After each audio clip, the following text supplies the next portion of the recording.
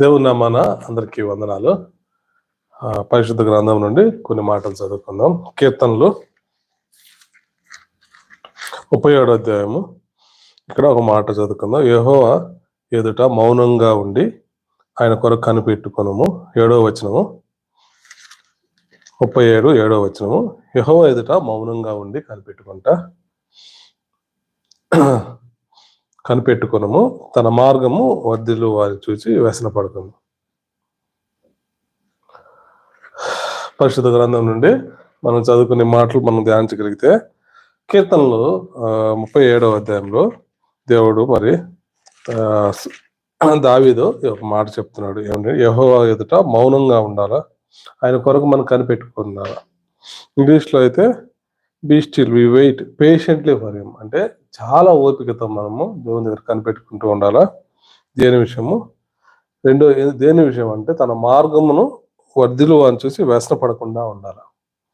దేవుడు ఒకసారి కొన్ని మన జీవితంలో అనుమతిస్తూ ఉంటాడు, కొన్ని ఫెయిల్యూర్స్. అదేవిధంగా ఆపోజిట్లో దేవుని ఎరగని వాళ్ళని దేవుడు ఆస్వాదిస్తూ ఉంటాడు. వాళ్ళు కూడా మరి ఒకసారి దేవుడు ఆస్వాదిస్తుంటాడు. ఎలా ఉంటుందంటే, మనకు రావాల్సిన ప్రమోషన్, ఉద్యోగంలో మనకు రావాల్సిన ఆ యొక్క ఆపర్చునిటీ, అవకాశాన్ని వాళ్ళు లాక్కొని వెళ్ళిపోతూ ఉంటారు. ఒక్కసారి దేవుడే మరి వాళ్ళకి ఇస్తూ ఉంటాడు. మరి ఎందుకు దేవుడు అంటే, దేవుడు ఏం పక్షపాతి అంటే కాదు. దేవుడు కొన్ని మనకు నేర్పించాలనుకుంటాడు. మనకి ఏదైనా ఇవ్వాలనుకుంటే దేవుడు ఖచ్చితంగా మనకు నేర్పించే దేవుడుగా ఉన్నాడు. దాన్ని సక్రమంగా నిర్వహించే ఆ యొక్క లైఫ్ అనేది మనకి దేవుడిచ్చేదే దేవుడుగా ఉన్నాడు. అదేవిధంగా ఈ యొక్క 34వ కీర్తన 19వ వచనంలో చూస్తే, నీతిమంతునికి కలుగు ఆపదలు అనేకములు, వాటన్నిటి నుండి యెహోవాని విడిపించను. మరి ఆయన యొక్క అనుభవము మరి 34వ అధ్యాయంలో మరి దావీదు ఏమంటున్నాడు, నీతిమంతునికి ఎప్పుడు శ్రమలు ఉంటానే ఉంటాయి, అయితే వాటిల్లో దేవుడు వాటిని తప్పిస్తూ ఉంటాడు. అదేవిధంగా ఆ తర్వాత మనకు వచ్చే ఆశీర్వాదాలు కూడా మరి వెనక్కి చూసుకున్నప్పుడు ఆ యొక్క సమయంలో దేవుడు మనం ఎలా ఆశిస్తాడంటే, ఒకసారి భయం వేస్తూ ఉంటుంది. ఇంతగా మన జీవితం ఇలా మారిపోయిందా, ఈ విధంగా దేవుడు నన్ను మార్చేసాడా, అసలు మనం ఊహించలేదు కదా, ఈ విధంగా ఉన్నాడు దేవుని కృపే కదా. ఎంతోమంది చాలా గ్రాటిట్యూడ్గా ఉంటారు. కొన్ని సాక్ష్యాలు విన్నప్పుడు వాళ్ళు అసలు అసాధ్యము, మా లైఫ్లో ఈ విధంగా జరగదు, ఇంకా మా లైఫ్ ఇంకా చేతులెత్తేసే ఇంక జరగదు, ఇంక లేదు అన్న సమయంలో దేవుడు పైకెత్తుతూ ఉంటాడు. కాబట్టి దేవుడే మనకి వాగ్దానం ఇస్తున్నాడు. నీతిమంతులకు కలిగే ఆపదలు అనేకములు, అయితే వాటన్నిటిలో నుంచి, ఒకటి కాదు అన్నిట్లో నుంచి కొన్ని సహాయం చేసి కొన్ని వదిలేసే దేవుడు కాదు. అన్నిట్లోంచి దేవుడు మనకి సహాయం చేసే దేవుడుగా ఉన్నాడు. Only thing we should trust on God. దేవుని మీద మనం విశ్వాసం ఉంచాలా, ఆయన ఇష్టలుగా జీవించాలా. మనకి ఆ నమ్మకం ఉండాలా, ప్రభు నా పక్షంగా ఉన్నాడని. మరి అటువంటి లైఫ్ మనకు ఉందా? మరి మనం పరీక్షించుకోవాలా. అయితే పరిశుద్ధ గ్రంథంలో మనం పాత నిబంధన ఎస్తేరు గ్రంథం కానీ మనం చదువుకోగలిగితే, ఇది ఎస్తేరు గ్రంథము అహోరేషు అనే దినములలో, అనగా యొక్క ఇశ్రాయేలు ఎంతో పాపంతో మరి హేయమని పనులు చేస్తూ ఉన్నప్పుడు, ఆ యొక్క మోషే తర్వాత యెహోషువ తర్వాత ఈ యొక్క వారసులు కొన్ని తరాల తర్వాత ఏమైపోయారు, పూర్తిగా పాపంలో పడిపోయారు. ఎంతో భయంకరమైన పాపం, లోపల సృష్టికి వ్యతిరేకమైన పాపం చేస్తూ దేవుని గాయపరిచే విధంగా ఉన్నప్పుడు దేవుడు అనేక మంది హెచ్చరించాడు ఇర్మియా ద్వారా. అయినప్పటికీ వాళ్ళు లోబడిన పిల్లలు అంటారు కదా. ఇర్మియా అధ్యాయం అంతా హెచ్చరికే ఉంటుంది. దేవుడు మనం కూడా హెచ్చరిస్తూ ఉంటాడు. లోబడినప్పుడే దేవుడు ఒకసారి అప్పచెప్తుంటాడు, మళ్ళీ దాని నుంచి మనము నేర్చుకోవడానికి. కాబట్టి ఇక్కడ కూడా ఇశ్రాయేలుని మరి అప్పచెప్పేసాడు. ఎవరికి? బబులోను రాజుకి. బబులోను రాజుకి అప్పచెప్పినప్పుడు అక్కడ మరి దేవుని కోసం ఆ యొక్క ఇశ్రాయేలు కూడా ఎంతో దేవుని కోసం యథార్థంగా పరిశుద్ధంగా జీవించడం ఉన్నారు. అప్పట్లో కూడా ఆ యొక్క దేశం మొత్తం పాపంతో ఉండబట్టి ఆ బందీలుగా అప్పచెప్పాడు. అయితే ఎవరైతే దేవుని కోసం నిలబడ్డారో వాళ్ళు మళ్ళీ అక్కడ అధికారులుగా చేసుకున్నాడు కదా. గత వారం అనుకుంటాం కదా, అంత ముందు వారం చదువుకున్నప్పుడు బబులోను గురించి చెప్పినప్పుడు యొక్క షద్రకు, మేషకు, అబేద్నెగో, దానియేలు, నలుగురు దేవుడు వాడుకున్నాడు. వాళ్ళ ద్వారా ఇశ్రాయేల్ అందరిని కాపాడుకున్నాడు దేవుడు. మళ్ళీ దేవుడు మరి వీళ్ళు మనం పాపం చేసినప్పటికీ దేవుడు మనని నాశనం చేయాలనుకోడు. ఉం? ఆ యొక్క హెజ్కేలు 33వ అధ్యాయంలో ఒకరు మారు మనసు పొంది మళ్ళీ ఆయన దగ్గరికి వెళ్తే ఆయన సంతోషమే, కానీ మనం నాశనం అయిపోయి మన పాపంలో పడిపోయేసి దేవుని దూరం అయిపోతే ఆయన దుఃఖపడతాడే కానీ మనం కదా మన నాశనం ఇవ్వాలని దేవుడు కోరుకోడు. ఆయనకి ఎప్పుడు సంతోషం అంటే అవన్నీ వదిలేసేసి దేవుని వైపు తిరిగితే అది చాలా సంతోషం. కాబట్టి వీళ్ళని అక్కడ ఇశ్రాయేల్ని మరి ఇక అప్పచెప్పాడు, కానీ ఆ తర్వాత అక్కడ దేవుడు మళ్ళీ వాళ్ళకి కొంత ప్రొటెక్షన్, కొంతమందిని దేవుడు ఎవరైతే దేవుని కోసం నిలబడ్డారో వాళ్ళ చరిత్రలో నిలబడ్డారు. బైబిల్లో వాళ్ళ గురించి గొప్పగా అద్భుతంగా రాయబడింది. అదేవిధంగా మళ్ళీ వాళ్ళకి వాళ్ళు ఆ దేశానికి అధికారులుగా చేశారు. వాళ్ళ ద్వారా మళ్ళీ ఇశ్రాయేల్ ఆ యొక్క దేవుని యొక్క పితరులకు ఇచ్చిన వాగ్దానం బట్టి అబ్రహాం సంతానాన్ని ఆయన కాపాడుకుంటూ వచ్చాడు. ఆ తర్వాత మనము ఆ యొక్క ఇప్పుడు చదువుకున్న ప్రకారం మన ఎస్తేరు గ్రంథంలో అహరోష్ దినంలో ఏం చేశారు అంటే, ఆ తర్వాత ఆ యొక్క బబులోను రాజు అంతరించిపోయిన తర్వాత మళ్ళీ ఈ యొక్క మాదీయులు, పార్సీలు వీళ్ళు పాలిస్తున్న సమయంలో ఇక్కడ కూడా మరి ఆ యొక్క ఎస్తేరు గురించి అద్భుతంగా రాయబడింది. వీళ్ళు ఎవరు ఈ ఎస్తేరు అంటే ఒక మొర్దెకై పెంచుకున్న కుమార్తె, ఆయన పెన తండ్రి కుమార్తె. అయితే తల్లిదండ్రులు లేని కారణాన్ని బట్టి ఆమెని ఎస్తేరుని పెంచుకున్నాడు. అయితే ఆ తర్వాత జరిగిన పరిస్థితులను బట్టి ఆ యొక్క ఎస్తేరు యొక్క ఆ యొక్క హంబుల్నెస్ ని బట్టి, ఆ తగ్గింపు జీవితాన్ని బట్టి దేవుడు ఒక మంచి ప్రణాళిక కలిగి ఉంది. మళ్ళీ ఇశ్రాయేల్ని కాపాడుకోవాలా, అదేవిధంగా వాళ్ళని మళ్ళీ ఆయన యొక్క కృపలో మళ్ళీ నడిపించుకోవాలా, అదేవిధంగా ఎవరైతే యథార్థంగా జీవిస్తారో వాళ్ళని గనపరచాలా. ఇదే దేవుడుకునేది. అయితే ఇక్కడ కూడా అవి చాలా విధేయరాలు, ఎంతో తగ్గింపు కలిగిన జీవితం కలిగి ఉంది. కాబట్టి దేవుడు ఆమెను ఎన్నుకున్నాడు. అక్కడ మరి ఆ యొక్క షూషాన్ రాజు అహరోష్ దినంలో ఆయన ఏం చేశాడు, ఆ వివాహం చేసుకున్నాడు. అయితే 2వ అధ్యాయంలో మనం చూసినప్పుడు ఇక్కడ ఏమైంది, 2వ అధ్యాయంలో ఇక్కడ 5వ వచనంలో చూస్తే ఇక్కడ ఏమంటాడు, ఇక్కడ క్షమించండి,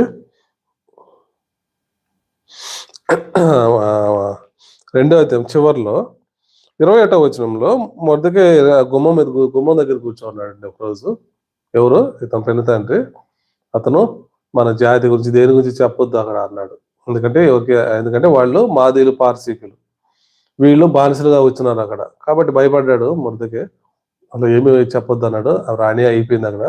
అయితే ఈయన మాత్రం గుమ్మం దగ్గర ఉన్నప్పుడు మరి ఒక 2 షండులు ఏం చేశారు, ఆ రాజును చంపేయాలని చెప్పి కుట్ర చేశారు అనమాట. ఆ కుట్ర చేసినప్పుడు మరి అప్పుడు 21వ వచనంలో ద్వారపాలకు అహరోషును చంపుటకు ఆలోచించుకుంటే ఈ సంగతి మొర్దెకైకి బిగ్తా తెరేషు అని వాళ్ళు ఏం చేశారు, ఆయన చంపేయాలని, రాజును చంపేయాలని కుట్ర చేస్తున్నారు. అయితే దాన్ని కనుక్కొని మొర్దెకై ఆ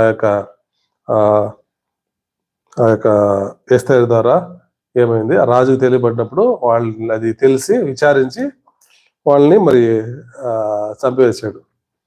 అయితే ఇక్కడ మరి ఈ విధంగా జరిగిన తర్వాత చూస్తే చూడండి, ఎందుకు చెప్పాల్సిందంటే ఇది మనం అనుకుంటాం కదా, మనం చాలా ఒకసారి మంచి మేళ్ళు మనం మంచిగా చేసినప్పుడు, మనకు మంచి పేరు వచ్చినప్పుడు మనకి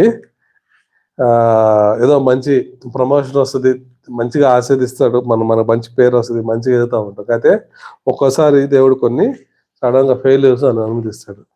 అయితే ఇది జరిగిన తర్వాత 3వ వచనంలో చూస్తే వెంటనే 3వ అధ్యాయానికి వచ్చేస్తే ఇక్కడ ఏం చేశాడు దేవుడు, అక్కడ హామాన్ అనే ఒక అతన్ని వీళ్ళకి వ్యతిరేకుడు, ఆయన అక్కడ ప్రధానమంత్రిగా రాజు నియమించాడు.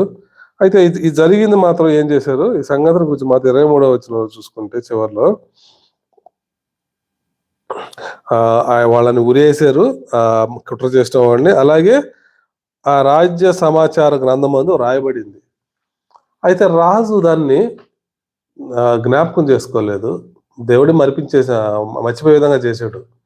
మరి ఎందుకంటే అంతగా కుట్ర చేసి మనం ఎవరన్నా చేసినప్పుడు వాళ్ళకి పోయి మనం అట్లీస్ట్ గో అండ్ థ్యాంక్స్ కదా, మనకి ఏదైనా మేలు చేస్తాం, ప్రమాదాలు తప్పించి మనకి ఏమైనా సహాయం చేసినప్పుడు మనం మర్చిపోం కదా దాన్ని. అయితే ఆ పరిస్థితులు దేవుడు మరి దాన్ని తప్పించేశాడు, దాన్ని మర్చిపోయే విధంగా చేశాడు. ఎందుకంటే ఆయన యొక్క ఆలోచనలు చాలా అద్భుతం, చాలా వండర్ఫుల్ గా ఉంటాయి. అయితే ఆ తర్వాత అక్కడ హామాన్ అనే దాన్ని ప్రధానమంత్రిగా ఉన్నప్పుడు అందరూ ఏం చేశారు, మోకాళ్ళ మీద నేల మీద సాష్టాంగ పడుతూ ఆయనకి దండం పెడుతున్నారు.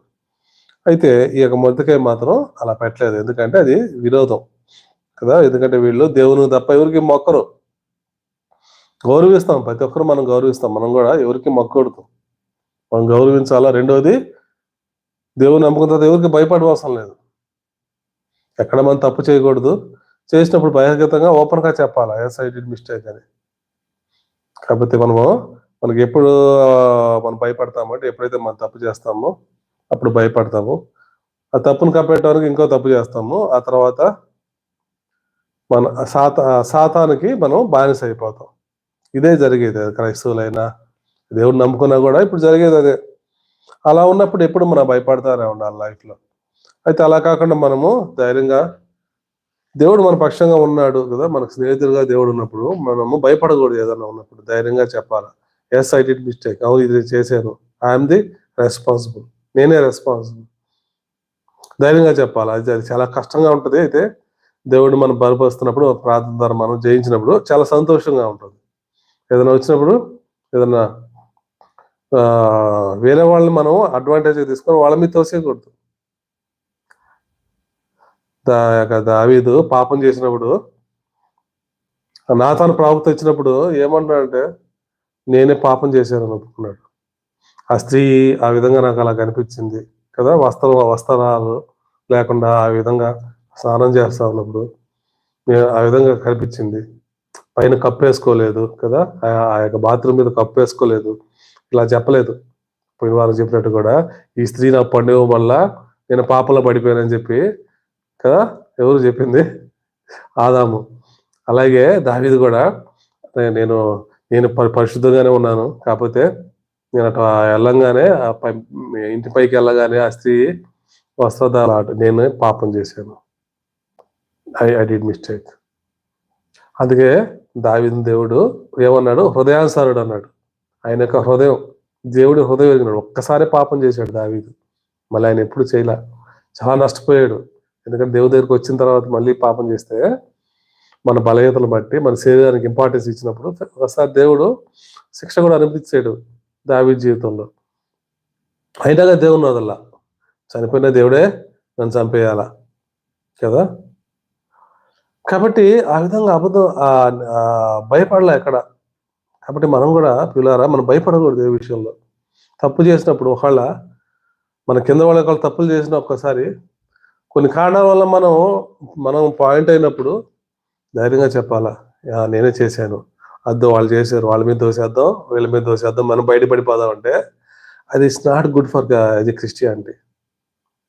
ఎందుకంటే వాళ్ళ దేవుడు లేడు, వాళ్ళు ఎప్పుడు వాళ్ళని నమ్ముకుంటారు, లేకపోతే మనుషులను నమ్ముకుంటారు, లేకపోతే ఆ యొక్క అధికారులను నమ్ముకుంటారు, లేదా ఏదో రికమెండేషన్ నమ్ముకుంటారు. అయితే మనకి ఈ భూమిని ఆకాశం సృష్టించిన దేవుడు మన పక్షంగా ఉన్నప్పుడు మనం ఎందుకు భయపడాలా? ఎందుకు భయపడతాం అంటే we're not faith on God. కష్టం వచ్చిన ప్రార్థన చేసి ప్రభు చేస్తాడో చేయడు అనే విధంగా ఉంది ఈరోజు మన జీవితాలు. చేస్తాడో చేయడు, చేస్తాడు దేవుడు, నా పక్షంగా ఉన్నాడు, నాతో మాట్లాడతాడు, హీఈస్ మై ఫ్రెండ్, నాకు దేవుని మధ్య నాకు ఎటువంటి ఏదైనా రిలేషన్స్ ఏం బ్రేక్ కాలేదు అనే ధైర్యం మనకుందా? అలా ఉన్నప్పుడు మనము భయపడము అనమాట. మరి కాబట్టి దావీదు పాపం చేశాను, I'm deserve for this sin, నేను ఈ పాపానికి నేను పాత్రుడిని అన్నాడు. కాబట్టి బైబిల్లో కీర్తనలు ఆయన చేసిన పాపానికి పశ్చాత్తాపం ఎన్ని అధ్యాయాలు ఉంటాయంటే, దేవుడు చేసిన శ్రమలు ఇలా సహాయం చేసింది ఉంటుంది, అదేవిధంగా ఆయన చేసిన పాపాన్ని బట్టి కదా చాలా లోతుగా ఉంటాడు, అది రాస్తాడు. కదా సమయాల్లో ఉంది ఆయన గురించి, కీర్తనలో ఉంది, రాజుల్లో ఉంది, అన్నిట్లో అది దావీదు గురించి అద్భుతంగా మనం రాయబడి.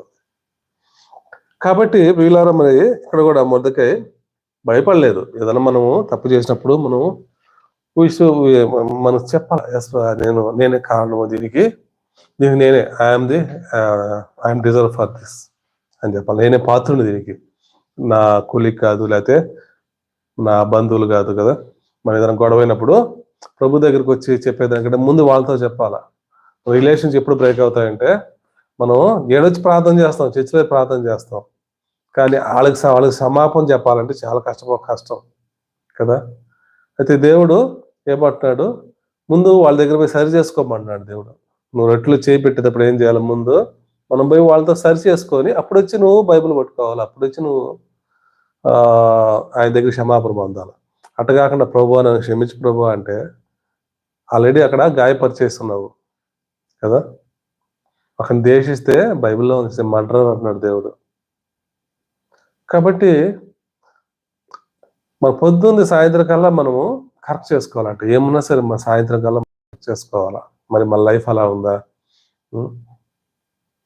కాబట్టి దేవుడు మనతో మాట్లాడుతున్నప్పుడు మనం ఎలా ఉన్నాం, మన లైఫ్ లో మనము చిన్న విషయాల్లో మనము మనస్పర్ధల్లో, ఫ్యామిలీ కుటుంబంలో రిలేషన్స్ బ్రేక్ చేసుకోవడం, అన్నదమ్ములు దూరం అయిపోవడం, స్నేహితులతో దూరం అయిపోవడం, ఇవి ఎందుకు వస్తాయంటే we're not good with God. అంతే.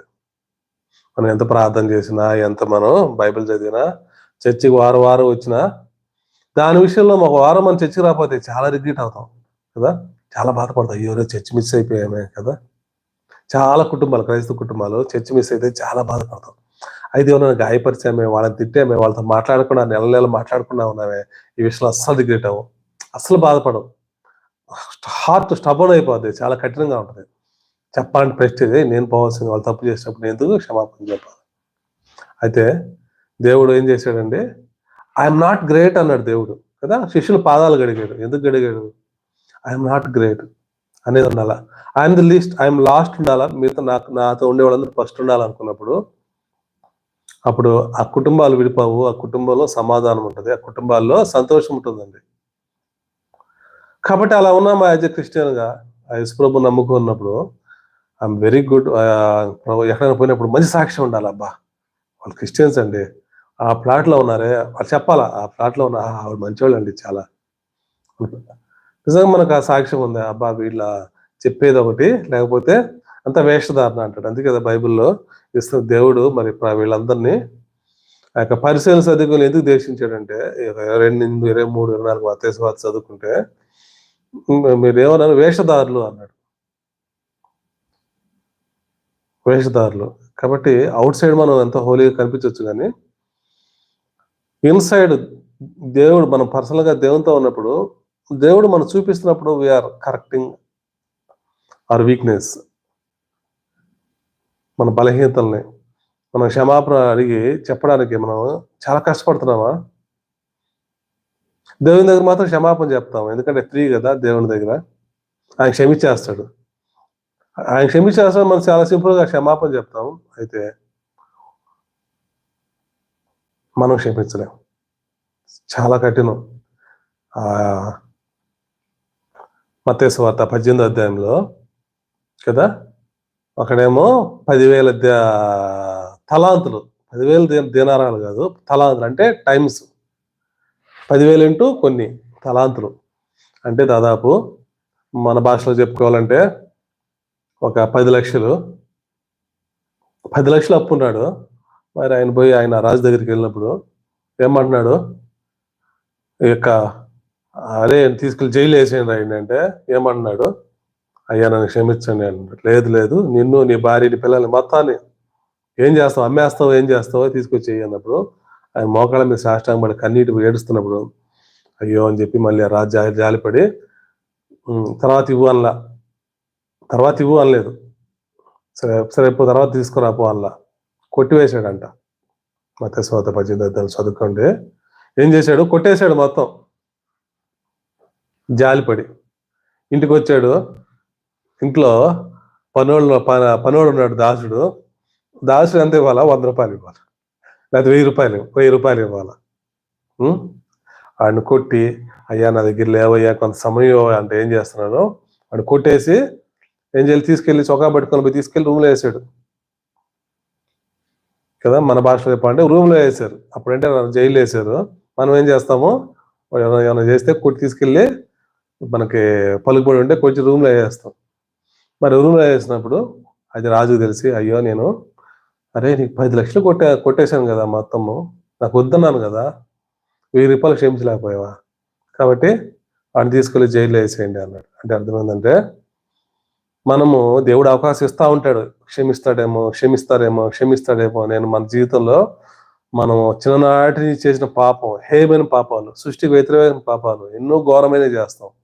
బయటికి అందరికి మంచి సాక్ష్యం ఉంటుంది, మనం మంచివాళ్ళుగానే కనిపిస్తాం. అయితే దేవుడికి తెలుసు మన జీవితం, మన ప్రారంభ జీవితం, మన యవ్వన కాల జీవితం కదా, మరి ఒంటరితనంలో ఉన్న జీవితం, ఎన్నో అపవిత్రమైన పనులు, దేవుని సృష్టికి వ్యతిరేకమైన పనులు, ఎంతో మంది గాయపరచడం, ఎంతోమంది దుఃఖం, ఎన్నో చేసినప్పటికీ దేవుడు మనం అజ్ఞాన స్థితిలో దేవుడిగా యేసుప్రభుని నమ్ముకొని కూడా ఎంతో మంది మరి పాపంలో పడిపోయి ఎన్నో ఘోరమైన పనులు చేసి ఆ విధంగా ఉన్నప్పుడు దేవుడు మనం చనిపోవడం బదులు యేసుప్రభువే ఆయన సిలువ వేసుకొని సిలువ ఆ యొక్క మన పాపాన్ని, శాపాన్ని తీసేసుకొని చనిపోయాడు కదా. చనిపోయేసి ఫ్రీ చేసాడు, ఇక నీ పాపాన్ని జ్ఞాపకం చేసుకోను అన్నాడు. అయితే మనం ఏం చేస్తున్నాం, 100 రూపాయలు 1000 రూపాయలు పాపం కదా, ఒకరు పోయి సారీ చెప్పడం, ఒకరిని సమాధానం పరచుకోవడం కదా, ఒకరితో సంతోషం గడపడం, ఇది దేవుడికి ఎంతో ప్రీతికరమైంది కదా.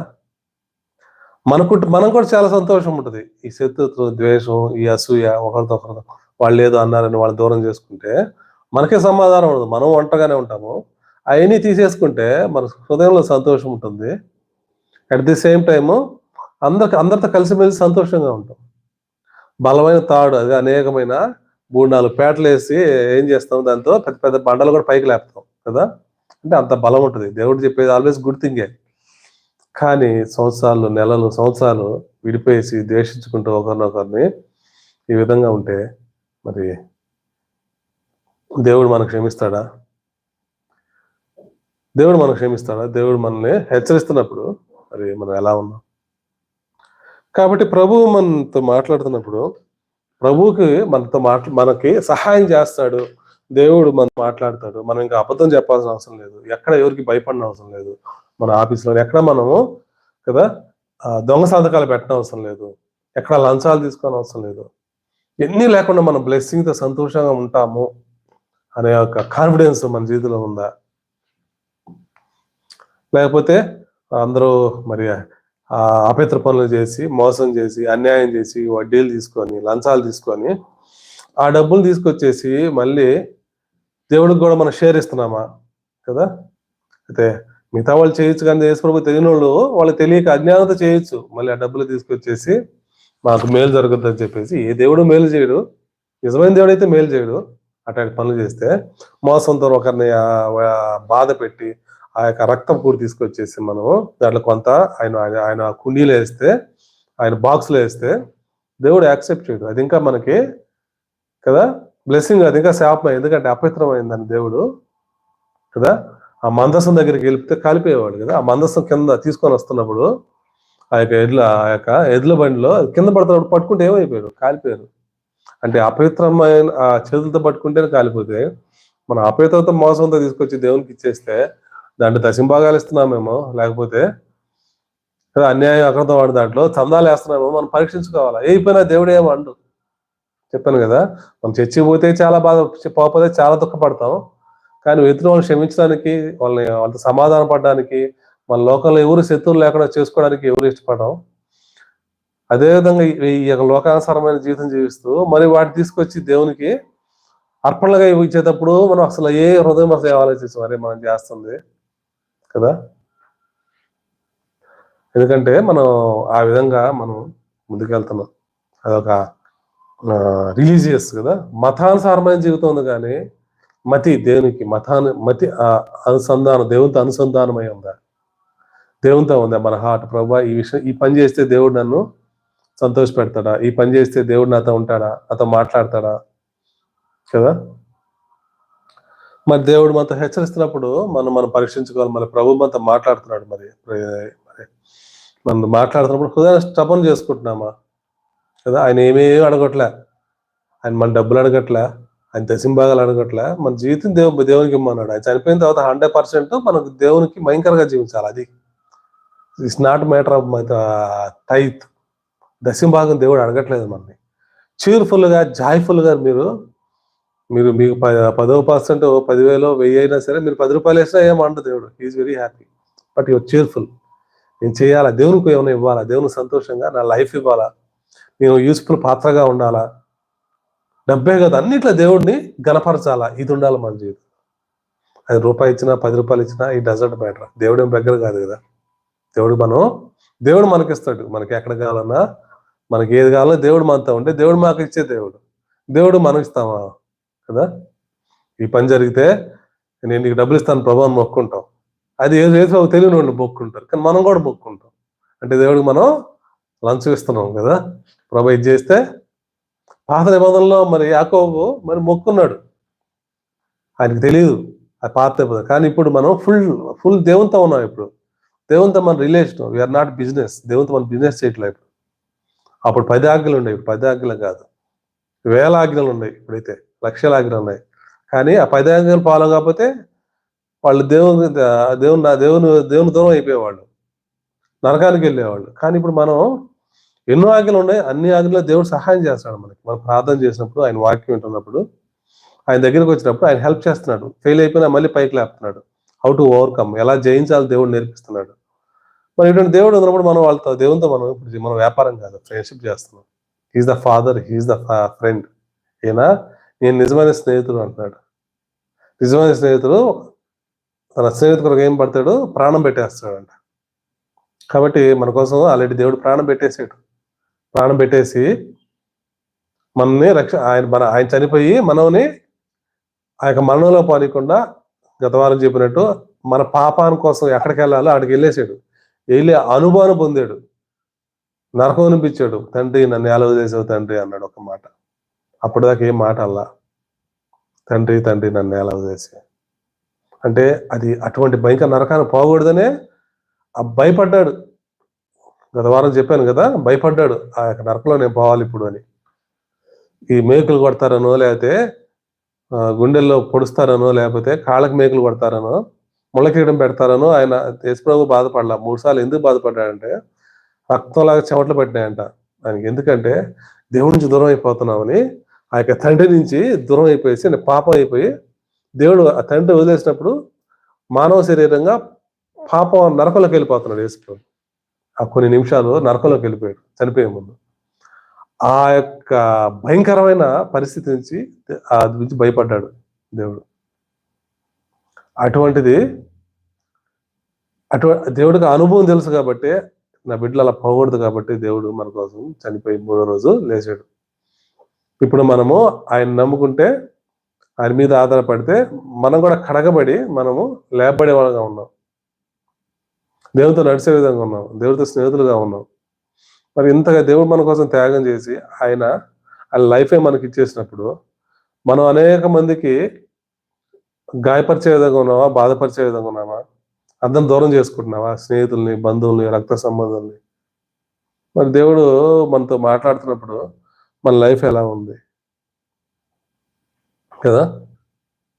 ఇక్కడ పెన తండ్రి, సొంత తండ్రి, పెన తండ్రి కుమార్తె, సొంత తండ్రి కూడా కాదు. ఈరోజు సొంత తండ్రికి తల్లిదండ్రులకి ఎలా మనం రెస్పెక్ట్ ఇస్తున్నామో కానీ, ఆ యొక్క పెన తండ్రికి లోబడి ఎలాంటి స్థితికి వెళ్ళిందంటే, వీళ్ళని చంపేయాలని చెప్పి హామాను వాళ్ళని వీళ్ళు ఎవరు ఉంచకూడదు, వీళ్ళ లోబట్లేదు కదా, భయపడలేదు. ఎంత భయపడాలండి? దేవుని బిడ్డలు భయపడిన అవసరం లేదు. గౌరవించాలి, మన అధికారం లోబడాలి. వీళ్ళు respect them but should not fear. ఏదైనా ప్రాబ్లం అయిందా, ఏదైనా మన తప్పు చేయిందా, ఓకే ఐ డిడ్ మిస్టేక్, తప్పు చేశాను, ఓకే. ఉద్యోగం పోతుందని భయపడద్దు, అక్కడ మన జీవనానందం పోతుందని భయపడిన అవసరం లేదు. ఎందుకంటే God will take care. He's the owner. ఈ ప్రపంచం మొత్తానికి ఆయన ఓనరు. ఆ ఓనర్ మన స్నేహితుడిగా ఉంటే మనం ఎందుకు భయపడాలా కదా. కాబట్టి 2018 సంవత్సరంలో మరి ఇలాగే బెంగళూరులో జాబ్లో ఉన్నాను.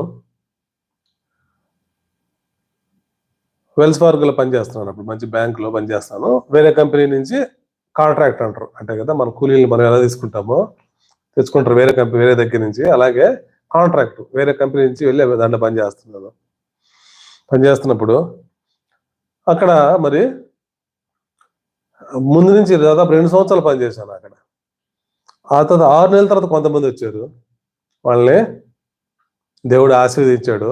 వాళ్ళందరూ అక్కడ పర్మనెంట్ ఎంప్లాయీస్ అయిపోయారు. పర్మనెంట్ ఎంప్లాయీస్ అంటే వాళ్ళకి అన్ని బెనిఫిట్స్ వస్తాయి. జాబ్కి ఇంకా సెక్యూరిటీ ఉంటుంది, ఇంకా భయం ఉండదు. ఏదైనా తీసేయాలన్న వాళ్ళని మరీ తీసేయాలన్నా కూడా 3 నెలల శాలరీ ఇచ్చి పంపిస్తారు. అంటే 3 నెలలు మనం ఆ శాలరీతో వేరే జాబ్ ఎదుక్కోవచ్చు. అంత ఈజీగా కూడా తీరు. అబ్బా దాంట్లో పడితే చాలు అనుకుంటాం కదా. పర్మనెంట్ జాబ్ అంటే ఇండియాలో చాలా ప్రాముఖ్యమైనది.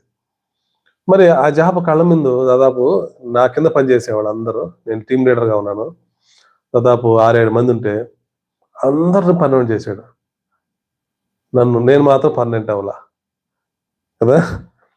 అందుకే బైబిల్లో మాట అంటది, ఈ మాట నాకు చాలా ఇష్టమైంది అనమాట. ఇది 37 అధ్యాయంలో ఏమంటాడు, యెహోవా ఎదుట మౌనంగా ఉండి ఆయన కొరకు కనిపెట్టుము, తన మార్గమున వర్ధిల్లు వారిని చూసి వ్యసన పడకము. పేషెంట్గా బీ పేషెన్స్, చాలా ఓపికతో నువ్వు మౌనంగా ఎదురుడు దేవుడు చేసే పని మన జీవితంలో ఎలా ఉంటుంది అని. మరి ఆ రోజు ఆ మాట నన్ను చాలా ధైర్యపరిచింది.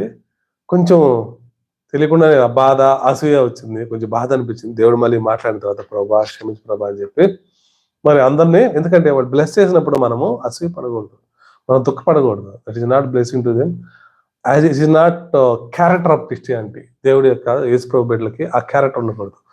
ఆల్వేస్ ఎవరైనా సంతోషంగా అవార్డు వచ్చినా బ్లెస్ టు దెమ్, మనం కూడా సంతోషంగా ఉండాలి. అయితే శరీరం సాతాను దూరి చెప్తా ఉంటుంది, దాన్ని గెట్అవుట్ అన్న సతరా వెళ్ళిపో అని చెప్పేసి మళ్ళీ ప్రేయర్ చేసుకొని, ప్రభా నువ్వేం చెప్తున్నావు ప్రభా అన్నప్పుడు వాళ్ళ పోయి థ్యాంక్స్ చెప్పు అన్నాడు, వాళ్ళు కంగ్రాట్స్ చెప్పు అన్నాడు. పోయేసి వాళ్ళు కంగ్రాట్స్ చెప్పారు. వాళ్ళందరూ బాగా సెటిల్ అయ్యారు. ఆ తర్వాత 3 నెలల తర్వాత నాకు అక్కడ వర్క్ అయిపోయింది. నా వేరే కంపెనీకి వచ్చేసాను, మా పాత కంపెనీకి వచ్చేసాను. ఇండియాలో సినక్రాన్ అనే కంపెనీలో పనిచేస్తున్నాను. అప్పుడు మరి వచ్చిన తర్వాత దాదాపు 3-4 నెలల పైనే జాబ్ కోసం వాళ్ళు వేరే జాబ్ పంపించడం చూస్తున్నాం, కానీ ఏది రావట్లేదు. 2 ఇంటర్వ్యూలు వచ్చినాయి, వాటిల్లో అయిపోయినాయి కదా. దేవుడు గాయపరుస్తాడు కదా. ఇక ఏమంటాడు, అనేక శ్రమలు ఎక్కడ నీతిమంతికి కలుగు ఆపదలు అనేకము, వాటి అన్నిటి నుండి యెహోవాని విడిపించడు. అయితే నిజంగానే శ్రమ. అందరూ ఇంకా పూణే నుంచి, నేను బెంగళూరులో ఉన్నాను, పూణే నుంచి హెడ్ ఆఫీస్ నుంచి ఒక అతను వచ్చాడు, హెచ్ఆర్ అంటే హ్యూమన్ రిసోర్స్. ఆయన పని ఏంటంటే ఆ 3 నెలల్లో ఎంత మనకు ప్రాఫిట్ వచ్చింది, ఆ సంవత్సరం ఎంత లాస్ ఉంది, మనం ఈ ఎంప్లాయీస్ ఉండడం వల్ల మనకు ఉపయోగమా, ఎంప్లాయీస్ తర్వాత వీళ్ళ వల్ల మనకి ఏమన్నా, కంపెనీకి ఏమన్నా బెనిఫిట్ వస్తుందా, వీళ్ళకి ఏమన్నా కొత్త వర్క్లు వస్తాయా లేదా అన్ని చూసి, వీళ్ళు ఇంకా అవసరం లేదు వీళ్ళ వల్ల మనకు నష్టము అన్నప్పుడు వాళ్ళు తీసేస్తాడు. మరి ఒక లిస్ట్ ప్రిపేర్ చేశాడు, పెద్ద లిస్టు. అందరం ఉన్నాము, ఒక రూల్లో ఉన్నాం అందరం ఖాళీగా. 4 నెలల నుంచి 5 నెలలకు వచ్చేసాం. ఆ తర్వాత ఒక్కొక్కరు పిలిచి పంపిస్తా ఉన్నాడు కదా. అప్పుడు అనిపిస్తుంది, అరే నేను అక్కడ నాకు అక్కడ పర్మనెంట్ దేవుడు చేయలేదు, ఇప్పుడే ఈయన వచ్చాడు, ఈయన వచ్చి తీసేస్తున్నాడు అన్నప్పుడు దేవుడు చాలా బలపరిచాడు. ఆ రోజు నా ఏడల దేవుడు ఒక ప్రణాళిక కలిగి ఉందని ఆ సమయంలో చెప్పాను. జరిగిన తర్వాత కాదు, మనం జరిగిన తర్వాత వచ్చి సాక్ష్యం చెప్తాం, అది సెక్యూర్డ్ అనమాట. అది ఆ సాక్ష్యం ఏం బలమైనది కాదు, సంతోషమే చెప్పడం. దానికంటే బలమైనది ఏంటంటే మనం ముందుగానే చెప్పాలి కొంతమందికి, దేవుడు నాకు కొన్ని అనుమతించినప్పుడు God will do some wonderful thing my life అనేది చెప్పాలి. అయితే ఎందుకో దేవుడు అంత శక్తి ఇచ్చాడు కాబట్టి, మరి నాతో పాటు ముస్లిం సోదరులు, హిందూ సోదరులు అందరూ ఉన్నారు. వాళ్ళతో దేవుడు ఆయన వచ్చినాడు, ఒక్కొక్కరిని ట్యాగ్ తీసుకొని పంపిస్తా ఉన్నాడు. మెడలో ఒక ఐడి కార్డు ఉంటుంది మాకు, సాఫ్ట్వేర్ తీసుకొని పంపించేస్తా ఉన్నాడు అందరినీ. అప్పుడు చెప్పా, దేవుడు నా జీవితంలో ఒక మంచి ప్రణాళిక కలిగి ఉన్నాడు. మరి ఇటు 1000 మంది పడినా, ఇటు 10,000 మంది పడినా దేవుడు నువ్వు కదల్చబడు అని చెప్పాడు నాకు. అంటే కొంతమంది నవ్వారు, కొంతమంది మాత్రం ఎందుకో కొంత సీరియస్ గానే తీసుకున్నారు. అన్న మా గురించి కూడా ప్రార్థన చేయండి అన్న అన్నారు అని కొంతమంది అన్నారు. అంటే ఆ భయం ఇప్పుడే కదా వచ్చేది దేవుని దగ్గరికి. ఏదైనా భయం వచ్చినా, కష్టం వచ్చినప్పుడే వెతుకుతారు. కొంతమంది తెలుసుకుంటారు, కొంతమంది అది అవసరం తీరిపోతే మళ్ళీ వెళ్ళిపోతా ఉంటారు. అది ఓకే, ఎందుకంటే లోకంలో ఉండేది శరీర సంబంధమైన జీవితమే. అయితే కొంతమంది దేవుడు దర్శించినప్పుడు వాళ్ళు బలంగా ఎదిగి ఎంతోమంది దేవుని నమ్ముకున్న కూడా ఉన్నారు. అయితే ఆ సమయంలో మరి ఒక్కొక్కరు పిలిచారు. ఒక వారం తర్వాత నన్ను పిలిచారు, ల్యాప్టాప్ బ్యాగ్ పట్టుకొని వచ్చామని. సరే చెట్టుకొని వాళ్ళ ఆఫీస్లోకి వెళ్ళినప్పుడు ఈరోజు వెళ్ళిపో, రేపు ఇంటర్వ్యూ ఉందన్నారు. తర్వాత అయితే దేవుని కోపం పెట్టి ఆ తర్వాత ఇంటర్వ్యూ ఎక్కడ అంటే దుబాయ్కి. అంటే అక్కడ ఉన్న శాలరీకిను ఇక్కడ వాళ్ళకి పర్మనెంట్ అయినా నాకు అక్కడ డబుల్ అయ్యేదేమో కదా శాలరీ. దేవుడు అంతకంటే ఎక్కువ ఆశీర్దించాడు దుబాయ్లో. మంచిగా దేవుడు ఆశీర్దించాడు. అంటే ఒకవేళ పర్మనెంట్గా జాయిన్ అయిపోయి ఉంటే కదా అక్కడ కూడా పర్మనెంట్ ఎంప్లాయీగా ఉండేవాడిని. అయితే దేవుడు ఆలోచన వేరేగా ఉంటుందండి. మరి మొదటి జీవితంలో కూడా ఏమైపోయింది, ఆ యొక్క హామాను పెట్టడం వల్ల హామాను ఇతను మేలు చేశాడు అంటే కదా, బాగా కష్టపడ్డాడు కదా, ఆ రాజును రక్షించాడు. అయితే రాజును రక్షించాడు కానీ అతనికి ఏం చిన్న గిఫ్ట్ కూడా ఇవ్వలేదు. మూడో విధంగా చూసుకుంటే హామాన్ అని చెప్పేసి అతను వేరే అతను పెట్టాడు. ఇతను ఏం చేశాడు, ఇతను నా కళ్ళము ఇతను నన్ను కానీ నాకు సాష్టాంగం పడట్లేదు, ఇతన్ని ఏం చేయాలి, ఇతనే కాదు ఇతను వంశం మొత్తం చంపేయాలని చెప్పి రాజు దగ్గరికి వెళ్ళి, మన తెలియని ఒక జాతి మన మధ్యలో ఉన్నారు, వాళ్ళు మనకు లోబడరు, వాళ్ళ వల్ల మనకు నష్టమే, ఇలాంటి వాళ్ళు అసలు ఉండకూడదు అన్నప్పుడు రాజుకి చాలా కోపం. అంతే కదా, చెప్పుడు మాటలు చాలా త్వరగా అట్రాక్ట్ అవుతాం కదా మనం. అసలు మన జీవితాలు నాశనం అవడానికే చెప్పుడు మాటలే, అవునా? మన జీవితం నాశనం అవడానికి కారణం, మన కుటుంబాలు విడిపోవడానికి కారణం కదా, మనలో ఉన్న రిలేషన్ బ్రేక్ చేయడానికి సాతాను పెట్టే మొట్టమొదటిది ఎక్కువ ఫెయిల్యూర్స్, కుటుంబాలు డిజాస్టర్ నాశనం అయిపోవడానికి కారణం ఏంటంటే చెప్పుడు మాటలు. కాబట్టి రాజు కూడా కదా, రాజైనా వినాల్సిందే చెప్పినప్పుడు. అయితే మనం ఎలా ఉన్నాం అనేది చాలా ఇంపార్టెంట్. అందుకే దేవుడు ఆ చెప్పుడు మాటలనేది హేట్ చేస్తాడు. దేవుడు వస్తుంటాయి, మనం దాన్ని సరి చేసుకోవాలి, అడగాల, కట్ చేసి బయటకు వచ్చేయాలి, వినకూడదు. ఒకరు మన గురించి చెప్తారంటే దే ఆర్ బెస్ట్, మనకంటే వాళ్ళు మంచి వాళ్ళనే కదా. ఒకరు వేరే వాళ్ళ గురించి చెప్తున్నారంటే వాళ్ళకంటే నేను బెస్ట్ అనే కదా. మనం వేరే వాళ్ళ గురించి చెప్తున్నామంటే మనం వాళ్ళకంటే best, we're the great people than, అదే కదా. అది ఎవరికి ఉండేది అది బెస్ట్ అనేది. బెస్ట్ ఎవరంటే బెస్ట్ అనుకుంది ఎవరు, సాతాను. దేవుడి కంటే బెస్ట్గా ఉండాలనుకుంది, నేను కూడా దేవునితో సమానంగా ఉండాలనుకుంది. ఇప్పుడు కూడా మనం అలా అనుకోబట్టే ఆ చెప్పుడు మాట్లాడింటాను. కాబట్టి రాజు కూడా చెప్పుడు మాట్లాడినాడు, ఆ యొక్క ఉంగరం తీసేసాడు, నాశనం చేసేవాళ్ళని. అయితే తర్వాత అధ్యాయాల్లో మరి మనం చదువుకుంటే ఈ యొక్క ఎస్తేరు గ్రంథంలో మరి ఏం జరిగిందండి, వాళ్ళు ఆ యొక్క ఉరికే ఒకటి చేపించాడు. ఎవరికి? మొదటికి. ఇంకా చదువుకుంటే చాలా అధ్యాయాలు ఉన్నాయి. సింపుల్ గా చెప్పాలంటే ఒక ఊరికే చేపించేసి ఒక 50 అడుగులు ఊరికే చేసి దాని మీద అతన్ని ఉరేసి చంపాలనుకున్నాడు. మొత్తం ఎలా అతన్ని, ఎవరిని? మొర్దెకాయిని. అయితే దేవుడి యొక్క ప్లాన్ ఏంటంటే గుమ్మం దగ్గర ఉంచాడు. ఆయన ఒక ప్లాన్ ఏంది, గుమ్మం దగ్గర నుంచి ఉండాలా. మొదటగా ఎక్కడి నుంచి రావాలా? గుమ్మం నుంచి రావాలా. ఆ గుమ్మం దగ్గర ఉండబట్టే ఏం తెలిసింది, రాజు మీద జరిగే కుట్రలు తెలిసినాయి కాబట్టే రాజును రక్షించుకున్నాడు. తర్వాత దేవుడు ప్లాన్ ఏంది, ఆ రాజ్యాన్ని కూడా దేవుడు మొదటగా రక్షించబడాలా. అక్కడున్న ఇతని యొక్క జనాంగము, ఇతని యొక్క వంశము కదా, ఇతని యొక్క గోత్రము అందరూ, ఈ అందరినీ దేవుడు కాపాడుకోవాలా. ఎవరి ద్వారా? మొర్దెకాయి ద్వారా. ఎందుకు మొర్దెకాయి ఎందుకంటే దేవుడికి నమ్మకంగా జీవించాడు. మొర్దెకాయి మంచి సాక్ష్యం కలిగినాడు, కుమార్తెను కూడా మంచిగా పెంచాడు, మంచి ఉపవాస ప్రార్థన ఉన్నాడు, 3 రోజులు ఉపవాస ప్రార్థన ఉన్నాడు. ఆయనకి ఉరికి విధించినప్పుడు తెల్లారైతే ఉరేయాల. చూసారా ఎటువంటి సిచ్యువేషన్ వచ్చింది చూడండి. తెల్లారైతే మన మొర్దెకాయి గారికి ఉరేసి చంపేయాల. చాలా సంతోషం, పార్టీ చేసుకుంటున్నాడు ఎవరు? హామాను.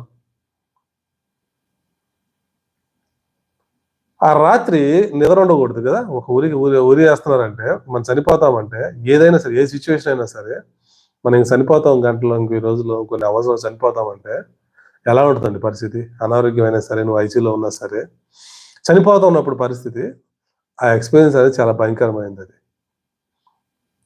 అది భరించలేము అది. ఇంకా ఏమైపోతాం, ఎక్కడికి వెళ్ళిపోతాం, ఏంటి నా పరిస్థితి ఏంటి, నా కుటుంబం అలా కదా, రకరకాల ఆలోచనలు.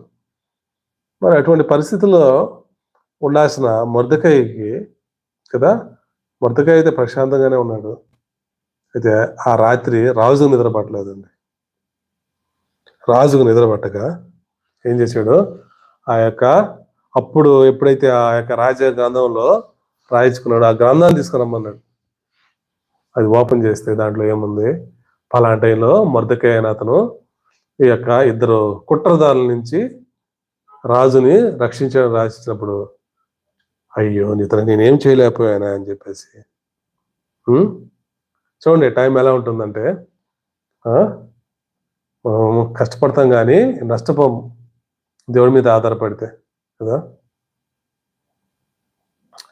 నాకు ఆ జాబు ఎలా ఉంటుంది, జాబ్ అందరూ కళ్ళ ముందు అందరూ పర్మనెంట్ అయిపోయారు, ఒక్కడే బయటకు వచ్చాను.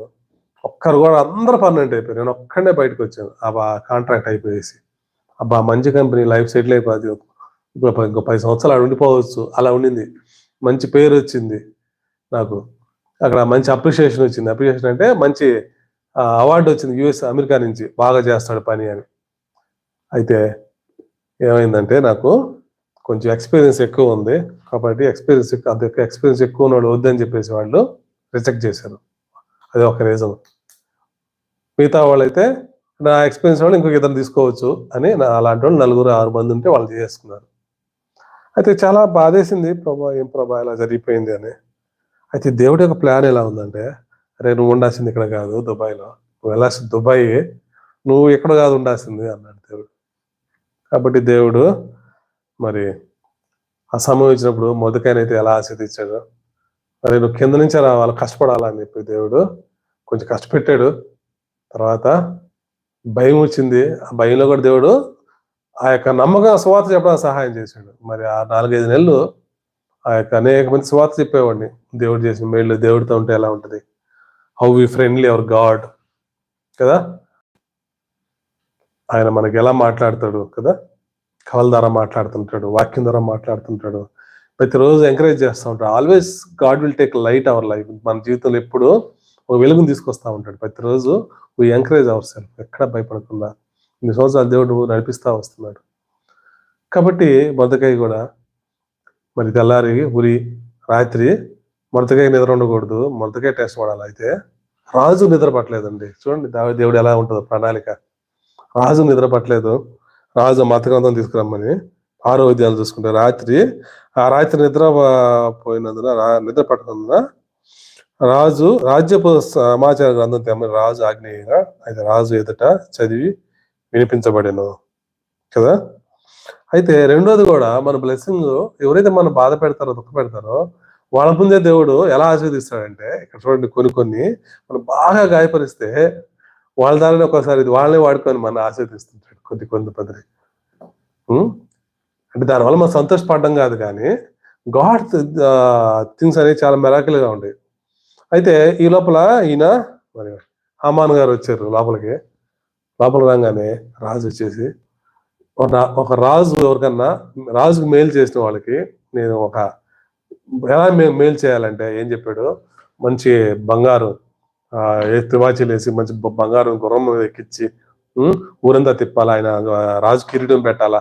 ఎందుకంటే ఎన్ని చెప్పాడు, ఎందుకు ఇంకెవరు నేనే కదా అనుకుంటున్నాడు హామాన్. ఎందుకంటే హామానే కదా ఎప్పుడు ఆయనతో ఉండేది, రాజుతో భోజనం చేసేది కూడా హామానే.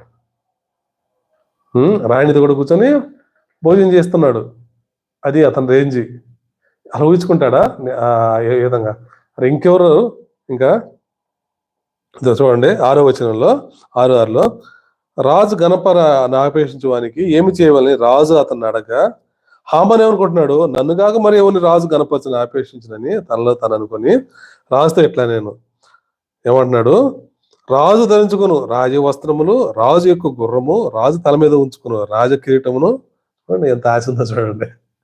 ఎందుకంటే చూడండి కోరికలు ఎలా ఉన్నాయో అవన్నీ తీసుకొని గనులైన రాజు యొక్క అధిపతులతో కదా, రాజు దగ్గర ఉండే గనులందరూ వాళ్ళు ఆయన పక్కన నడవాల, ఆయన గుర్రం మీద పోతుంటాయి కదా, ఆ వస్త్రములను పట్టుకొని కదా గుర్రం మీద అతన్ని ఎక్కించి రాజ వీధిలో అతన్ని నడిపించుచు రాజు కనపరచువానికి ఆకర్షించువానికి ఈ ప్రకారం చేయదగనని అతని ముందర చాటించవలేను.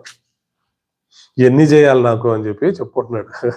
అమ్మా అయితే రాజు ఏమన్నాడంటే వెళ్ళేసి అందుకు రాజు ఏమన్నాడు, నువ్వు చెప్పిన ప్రకారమే శీఘ్రంగా ఆ గుర్రమును వస్త్రం తీసుకొని రాజు గుమ్మం వద్ద కూర్చున్న యూదుడైన మొర్దెకైకి అలాగే చేయము అని చెప్పాను.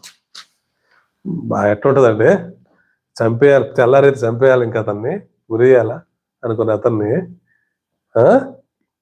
తీసుకెళ్ళి ఎలా గణపరచు, గుర్రం ఎక్కించు, ఆయనకు వస్తాలి ఏం చెప్పాడు అవన్నీ, ఆయన చెప్పిన అవన్నీ ఎవరికి మొదకాయకి చేయమని చెప్పినప్పుడు రాజు ఎలా ఉంటుంది పరిస్థితి. దేవుడు అలా కనిపిస్తాడు. శత్రుల ముందు మనకు ఆహారం పెట్టు అన్నాడు దేవుడు. అంటే మనకి యేసుప్రభువు దగ్గరికి వచ్చిన తర్వాత ఈ కొత్త నిబంధనలో మనకు శత్రువులు ఎవరు లేరండి, సాతానే మన శత్రువు. ఇప్పుడు ఈ క్యారెక్టర్స్ ఆఫ్ సాతాన్, ఇది ఏంటంటే ఆ క్యారెక్టర్స్, ఆ హృదయంలో ఉండే సాతాన్ గురించి ఎలా మనని డైవర్ట్ చేస్తుంది, ఎలా మనం బాధపరుస్తుందని చెప్తున్నాం ఇప్పుడు. ఎందుకంటే we all are image of God. ఇప్పుడు మనకి ఎవరు శత్రువులు కాదు. కాబట్టి ఈ క్యారెక్టర్ నుంచి మనం బయటకు రావాలా, ఈ యొక్క మెంటాలిటీ నుంచి మనం బయటకు రావాలా. ఇప్పుడు ఫిజికల్ గా మనకి ఎవరు శత్రువులు లేరు, అందరూ ఇమేజ్ ఆఫ్ గాడ్, దేవుని బిడ్డలు. వాళ్ళు వాటి నుంచి బయట తీసుకురావాలి. విల్ ప్రే టు దెమ్, వాళ్ళ కోసం మనం ప్రార్థన చేయాలి. కొత్త నిబంధనలో మనం యేసుప్రభువు రక్తం కడిగిన తర్వాత వీఆర్ బికమ్ ఏ కదా ఫోర్ రన్నర్ ఆఫ్ గాడ్. దేవుడు ఏమైనా నడిచాడు, ముందుకు వెళ్ళాడు, మనం కూడా నడిచే విధంగా ఉన్నాం. ఫోర్ రన్నర్స్ గా ఉన్నామా, మనం మోడల్గా ఉన్నామా, మనం ఒక వెలుగుగా ఉన్నామా కదా. మరి ఆ విధంగా మరి ఏ యొక్క గురి కంబం మీద చంపాలనుకున్నాడు, అదే ఊరి కంబం మీద ఈ యొక్క మొద్దకాయ గురేయాల్సిన ఆ యొక్క దాని మీదే మరి చివరికి మరి చదువుకుంటే అధ్యాయాల్లో రాజుకు మరి తెలిసి ఎంతో దుఃఖపడి ఎంతో కోప్పడి ఏమన్నాడు, ఉరికమ్మ మీద అతని చంపన్నాడు. ఆ తర్వాత మరి ఆ మొర్దెకాయని ఆ యొక్క రాజ్యానికి ముఖ్యమంత్రిగా చేశాడు, ప్రధానమంత్రి అయ్యాడు. రాజ్యం మొత్తం ఉంగరం తీసి మొర్దెకాయకి ఇచ్చేసాడు. ఈ అధ్యాయాలు చదువుకుంటే చూడండి దేవుడి బ్లెస్సింగ్స్ ఎలా ఉంటాయంటే, ఆయన కోసం నిలబడాలా. Will stand for God. దేవుడే చేయాలి, నువ్వే ప్రభా, నువ్వు చేయాలి ప్రభా, నా మనుషులు వద్దు అని చెప్పి మనం అడ్డదవర్లో చేసుకుంటూ మళ్ళీ దేవుడు ప్రభా నాకు అవకాశం నాకు చేశాను ప్రభా, క్షమించు ప్రభా అంటే కాదు. Let it be what ever it happen. ప్రభా నువ్వు నాకు ముఖ్యం ప్రభా, నువ్వు ఇస్తే నువ్వే ఇవ్వాలి, ఆశీర్వదిస్తే నువ్వే ఆశీర్వదించాలి కదా. యాకోబు కాలు పట్టుకున్నాడు కదా దేవుడిని, పైనుంచి కిందకు వస్తా ఉంటే పాత ఆదికాండంలో కాలు పట్టుకున్నాడు, నువ్వే ఆశీర్దించమని. ఏమన్నాడు, ఎవరు నువ్వు అంటే నేను యాకోబు అంటే మోసగాడు అని. ఇంకా యాకోబు కాదు, ఇంకా ఇవాళ ఇజ్రాయేల్, ఆశీర్వాదం ఇజ్రాయేల్గా మార్చాడు. ఇజ్రాయేల్కి తండ్రి ఇజ్రాయేల్ దేశం. కాబట్టి దేవుడు ఆశీర్దిస్తే ఫస్ట్ ఏమడిగాడు, ఎవరు నువ్వు అన్నాడు. కాబట్టి దేవుడు కూడా మనని ఎవరు నువ్వు అంటాడు ఫస్ట్. ప్రభా నాకు ఇది కావాలి ప్రభా, నా ప్రార్థన నువ్వు ప్రభా అంటే హూ ఆర్ యు అంటాడు.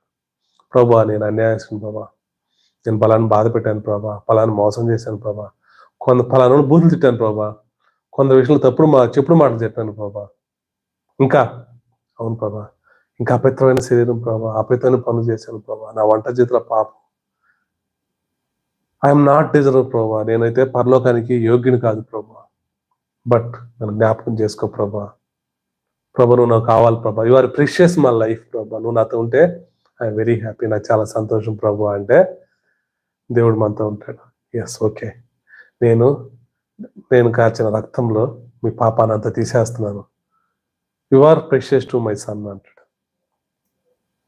You are precious my God అంటే ఎన్ని వదిలిపోవా, ఎన్ని వదిలేసి దేవుని దగ్గరికి వచ్చామంటే మనం ఆయనకి చాలా ప్రెషియస్, చాలా విలువిస్తున్నాం దేవునికి.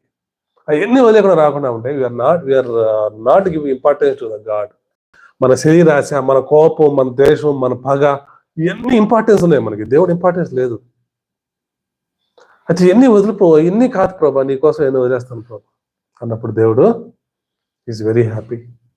Yes son, you are my precious my son, you are precious my daughter. ఇట్లాంటి నాకు కావాలా, మీరు కావాలి, మీతో నేను ఉంటాను. తలుపు పెద్ద తట్టు తలుపు తడుతున్నాను, ఎవరైతే తలుపు తీస్తారో వాళ్ళ హృదయంలోకి నేను వస్తాను, వడ్లో నేను వస్తాను అన్నాడు. ఆ ఇల్లు ఎవరండి? మందే. ఎస్ బాబు, ఐ క్లీన్ కదా, నేను అన్ని క్లీన్ చేసుకుంటాను ప్రభా. లుకారవత ఆయన జక్కయ్య కూడా ఎంతో పాపం చేసి ఎంతో భయంకరంగా ఉన్నాడు. యేసు ప్రభు తెలియదు, వడ్డీలు చేసి తాలిబొట్లు లాక్కొని, బంగారు గాజులు లాక్కొని, ఇల్లు స్థలాలు లాక్కొని, వడ్డీ ట్యాక్స్ కట్టకపోతే, ఆ పన్ను ఆ వడ్డీ కట్టకపోతే లాక్కొని కోటీశ్వరుడు అయిపోయి ఉన్నాడు, హ్యాపీగా ఉన్నాడు. ఆ దారిని వస్తున్నాడు, యేసు ప్రభు చూశాడు, చెట్టు మీద ఉన్నాడు. ఆయన చాలా పరిశుద్ధుడు అంట, అందరు చెప్పుకుంటా ఉన్నప్పుడు. ఆయనతో ఉంటే సంతోషం అంట, ఆయనతో ఉంటే జాయ్, ఆయన ఉంటే భయం లేదు లోకంలో. ఇవన్నీ అన్నాడు. ఎవరబ్బా యేసు ప్రభు అని చెప్పి చెట్టు ఎక్కితే, చెట్టు దగ్గరికి వెళ్ళి యేసు ప్రభు, అదెంతో కొన్ని వేల మంది ఉన్నారు, వాళ్ళందరూ కాదనుకొని, జక్కయ్య దిగోయ్యా, నేను మీ ఇంటికి వస్తాను అన్నాడు. ఎంత హ్యాపీ అయిపోయాడు. అరే, ఇంత భ్రష్టుడిని, ఇంత పాపిని, పనికి వాళ్ళని మా ఇంటికి వస్తావా ప్రభా నువ్వు అని చెప్పి ఎగ్గిరి దూకి ఏం చేశాడు? ప్రభా ఆగా, ప్లీజ్, నేను అంతా మంచివాడిని, చాలా చెడ్డవాడిని, నేను వరస్ట్ ఫెలో, నన్ను వీళ్ళందరికీ తెలుసు ప్రభా నా లైఫ్, నేనంటే ఎంత వెదవనో తెలుసు ప్రభా. అయితే నాకు ఎన్ని వద్దు ప్రభా, నేను మోసం చేసిన డబ్బు అంతా నేను పేదలకు ఇచ్చేస్తాను, సగం ఆస్తి ఇచ్చేస్తాను, నేను సగం పేదలకు ఇచ్చేస్తాను, ఉన్న దాంట్లో మళ్ళీ 4% ఎవరెవరికి అన్యాయం వాళ్ళందరికీ 4 టైమ్స్ 4 వంతులు ఇచ్చేస్తాను ప్రభా, నాకు ఇంకేం వద్దు ప్రభా, నువ్వు చాలు ప్రభా అన్నాడు. ఈ ఇంటికి కూడా ఈరోజు రక్షణ వచ్చింది, నువ్వు కూడా అబ్రహాం కుమారుడే అన్నాడు. చూడండి ఎంత సంతోషం. అంటే what ever the condition, A situation ఉన్నావు, నువ్వు తాగుబోతావు, వ్యభిచారం, మోసం, అక్కడ ఏ పరిస్థితిలో ఉన్నా, ఉన్న పాటన ప్రభువా నువ్వు నాకు ఇంపార్టెంట్ నా లైఫ్లో అంటే దేవుడు మన హృదయంలోకి వస్తాడండి. మరి ఇంత మంచి దేవుడిని మనం వదులుకుంటామేమో, నిర్లక్ష్యం చేస్తున్నామేమో కదా. చిన్న వాటిలో దేవుడికి గాయపరిచేయి అవి మన లైఫ్లో చాలా ఇంపార్టెంట్గా ఉన్నాయేమో, దేవుడికి ఇష్టం లేని అవమానం తెచ్చేవి చాలా వాటిలో సంతోషపడుతున్నామేమో. దేవుడు మనల్ని దర్శిస్తున్నప్పుడు ప్రభువుని అడుగుదాం, ప్రభువా nothing is important to my life, నువ్వు మాత్రమే నా ఇంపార్టెంట్ ప్రభా, నువ్వు నాతో ఉంటే ఐఎమ్ వెరీ హ్యాపీ, చాలా సంతోషం ప్రభా, నువ్వు ఉంటే నాకు సంతోషం ప్రభా, ఈ లోపల ఏం లేకపోయినా నువ్వు ఉంటే నీతో నడుస్తాను, నీతోనే వస్తాను ప్రభా, చివరి నీ దగ్గరికి వస్తాను ప్రభా, I'm happy to come to you but when time come వస్తాను ప్రభా అంటే ఎంత సంతోషం. ఆ యొక్క అష్యూరెన్స్ ఆ దేవుని మనం ఇస్తున్నామా? అసలు దేవుడు మనతో మాట్లాడుతున్నప్పుడు హృదయాన్ని కఠినం చేసుకోవద్దు, పరిశుద్ధంగా దేవుని దగ్గర అడుగుదాం, ప్రభా ఈ లైఫ్, ఈ లోకంలో ఉండే ద్వేషం, చేయిరాశ, నేత్రాశ, కోపం, పగ ఇవన్నీ వద్దు ప్రభా. అందరితో సమాధానం లేకపోవడం, చనిపోయిన తర్వాత పోయేళ్ళు లేవడం అనుకునే విధంగా బా మంచిగా జీవించాడు, ఇటోడు పోకూడదు, ఇటోడు చాలా బాధేస్తుంటున్నారా, అమ్మ పోయాడు అనుకుంటున్నారా, ఈరోజు గుర్తు చేసుకుని మర్చిపోతున్నారా కదా. మన లైఫ్ ఎలా ఉంది? మంచి సాక్ష్యంతో మనం జీవిస్తున్నామా? అలాగే దేవునికి మంచి సాక్ష్యంగా ఉన్నామా? దేవుడు మనం హెచ్చరిస్తా మాట్లాడుతున్నప్పుడు హృదయాన్ని కఠినం చేసుకోవద్దు, ఈ చెబుతా వినొద్దు, హృదయంలో పెట్టుకోండి, దేవుడిని అడగండి, దేవుడు సహాయం చేస్తాడు. మరి ఈ మాటల ద్వారా దేవుడు మీ అందరినీ ఆశీర్వదించును గాక. God bless you. Praise the lord.